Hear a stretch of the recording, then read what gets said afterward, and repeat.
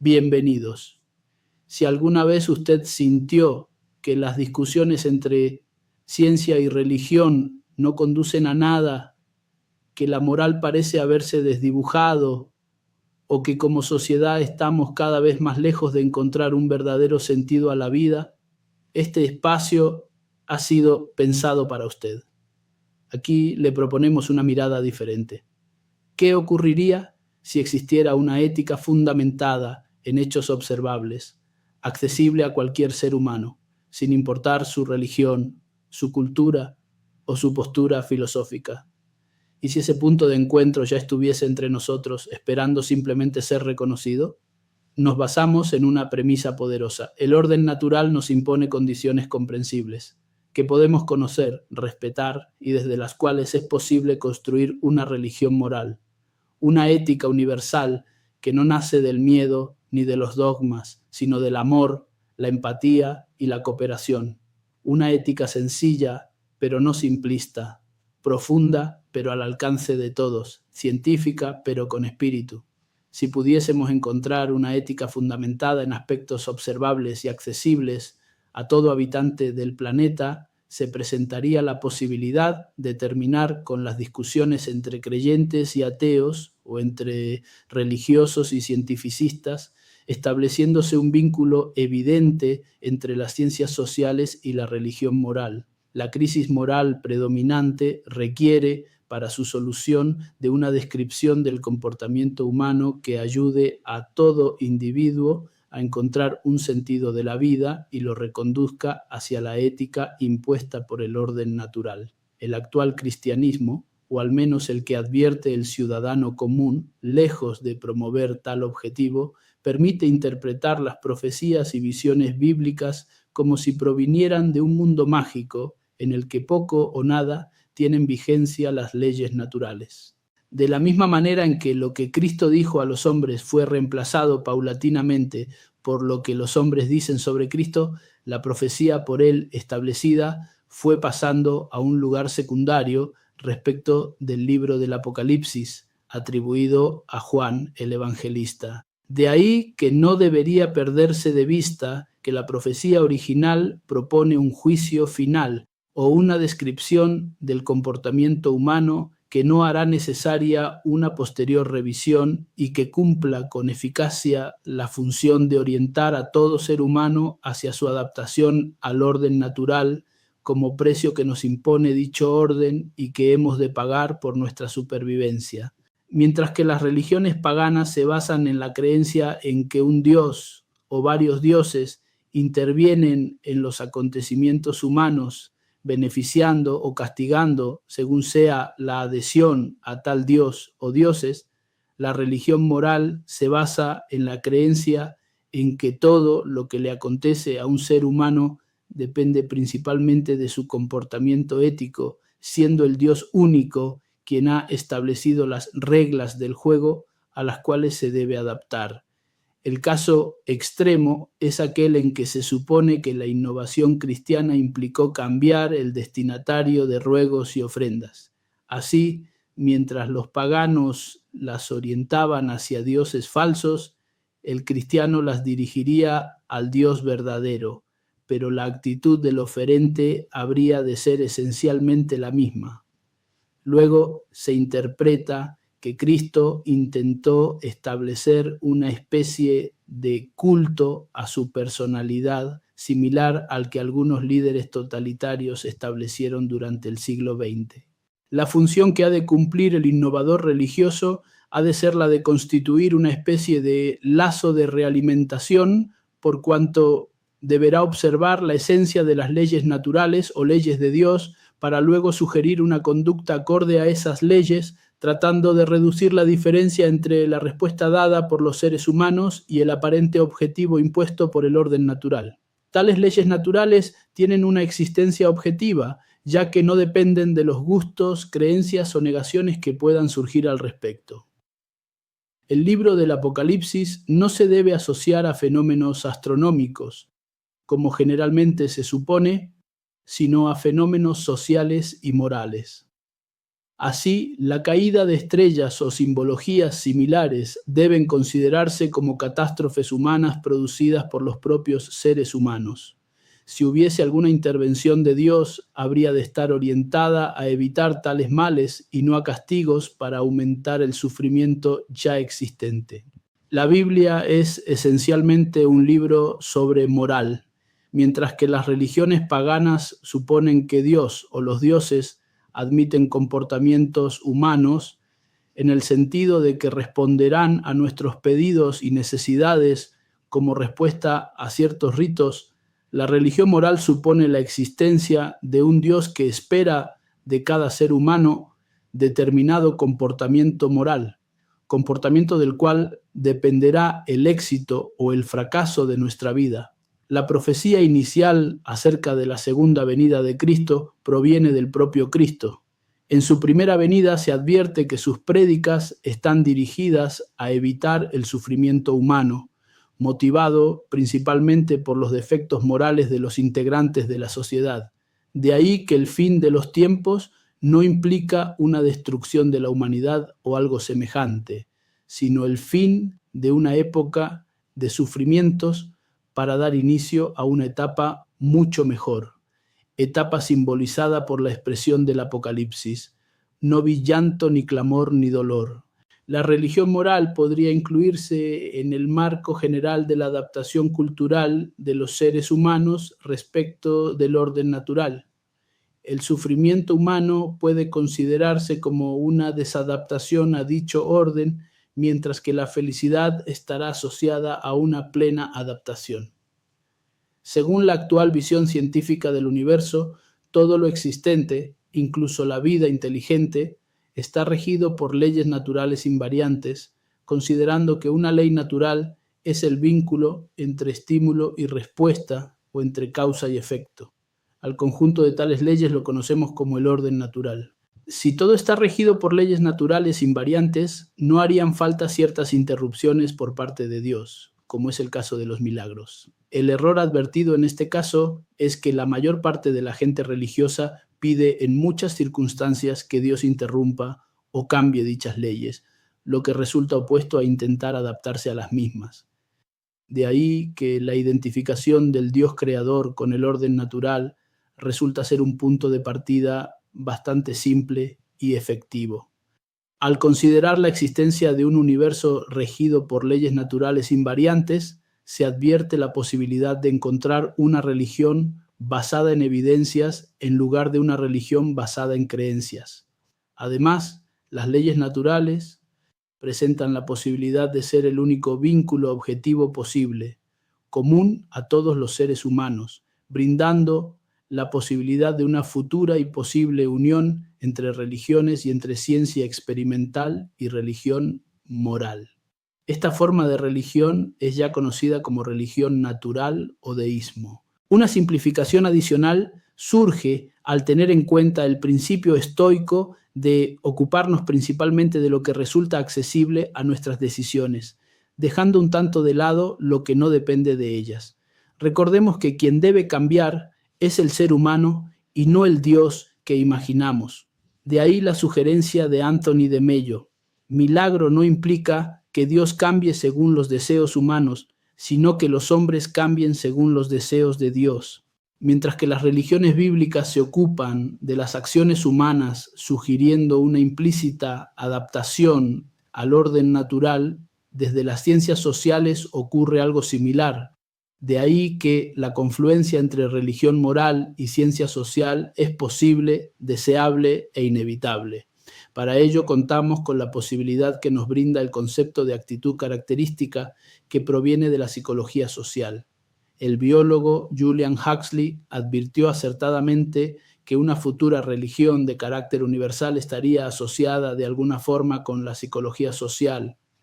La ética natural surgida de la psicología social o psicología de las actitudes ha de compatibilizarse con las dos tendencias básicas en el comportamiento individual, es decir, hacia la cooperación y hacia la competencia, acerca de las cuales tenemos la predisposición a seguir muchas veces con preponderancia por una de ellas. Los seres humanos presentamos además una actitud o respuesta característica por la cual respondemos de igual manera en similares circunstancias.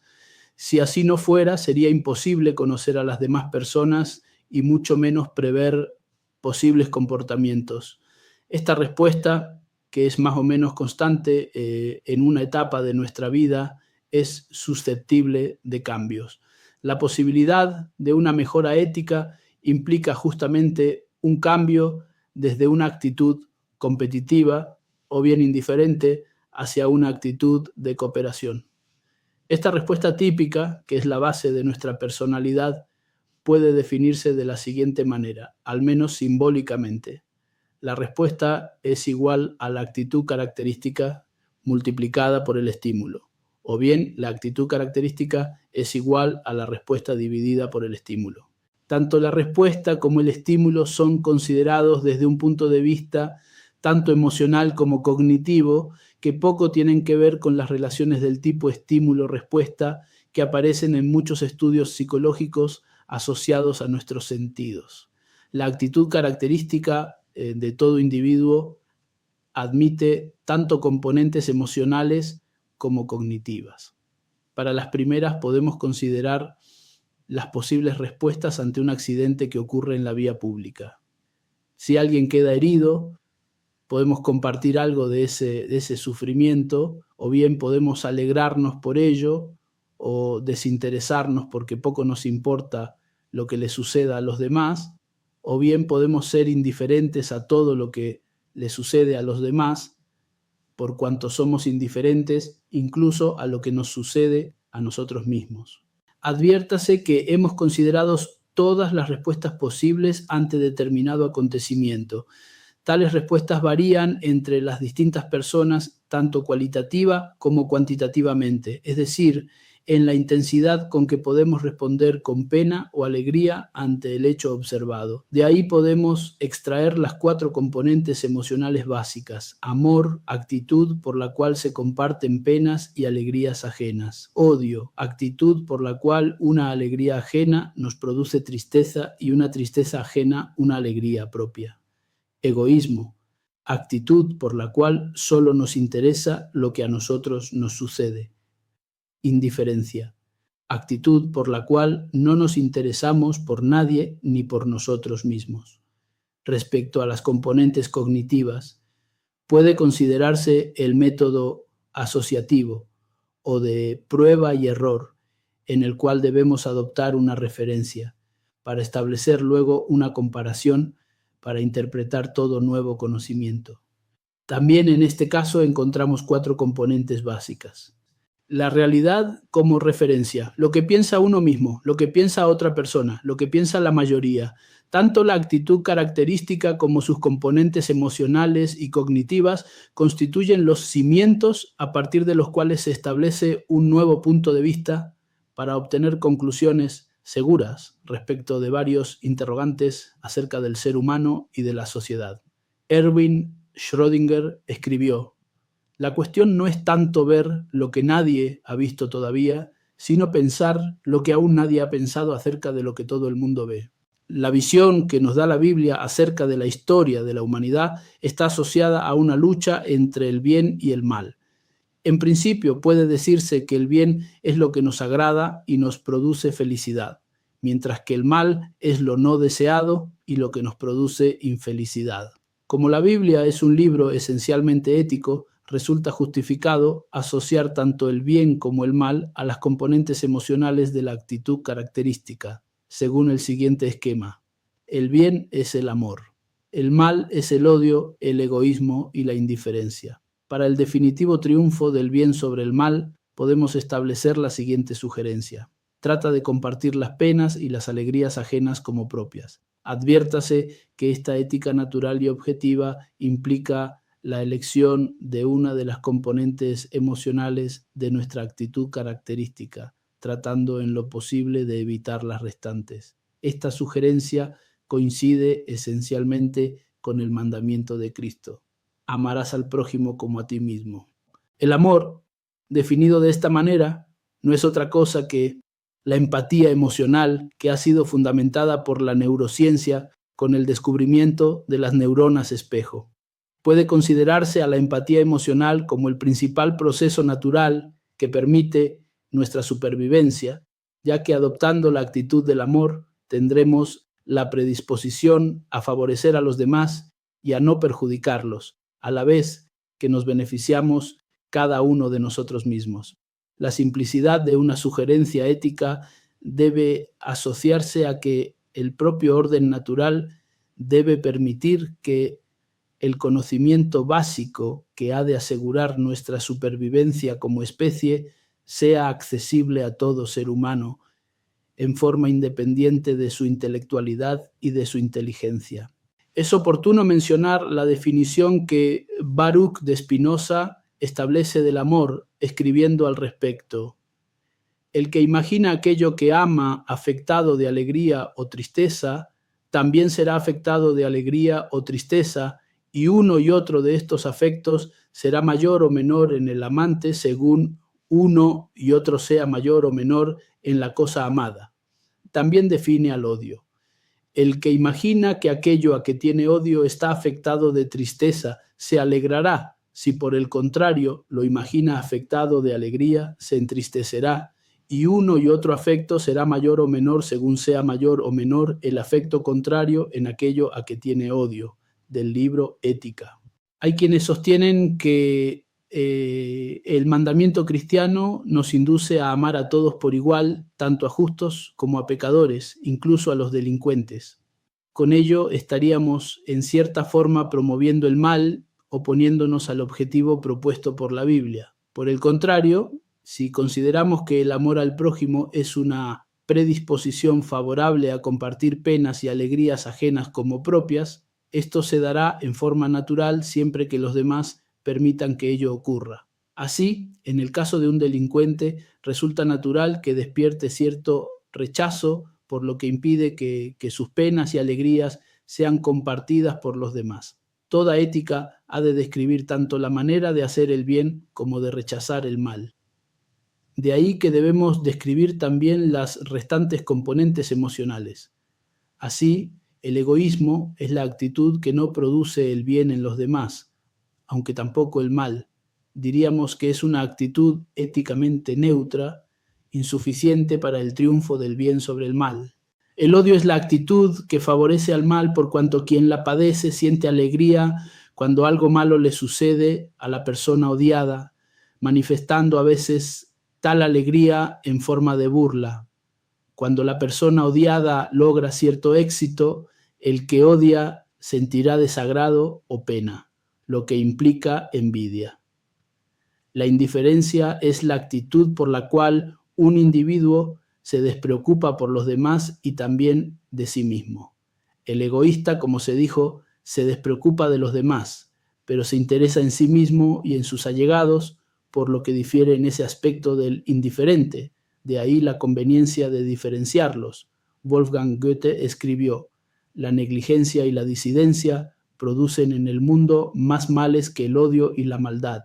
No existen en los seres humanos, por lo general, los casos puros en los cuales predomina totalmente una de las actitudes básicas, ya que nuestra actitud característica está compuesta por todas ellas, aunque en distintas proporciones. Como las emociones se van controlando con el razonamiento, es posible modificar tales proporciones hacia una actitud netamente cooperativa, radicando en ello la mejora ética individual. Al poner en evidencia la existencia de las componentes emocionales de nuestra actitud característica y al derivar de ellas una ética natural y objetiva, quedan sin efecto los planteos que proponen los difusores del relativismo moral, ya que en toda época y todo lugar el amor ha producido el bien, mientras que el odio, el egoísmo y la indiferencia lo han negado, favoreciendo el predominio del mal. Puede decirse que una sociedad padece una crisis moral cuando en forma generalizada no se cumple con los mandamientos bíblicos, tanto por parte de ateos como de creyentes, así como resulta equivalente no saber leer a no leer nunca nada, también resulta equivalente no cumplir los mandamientos siendo creyente.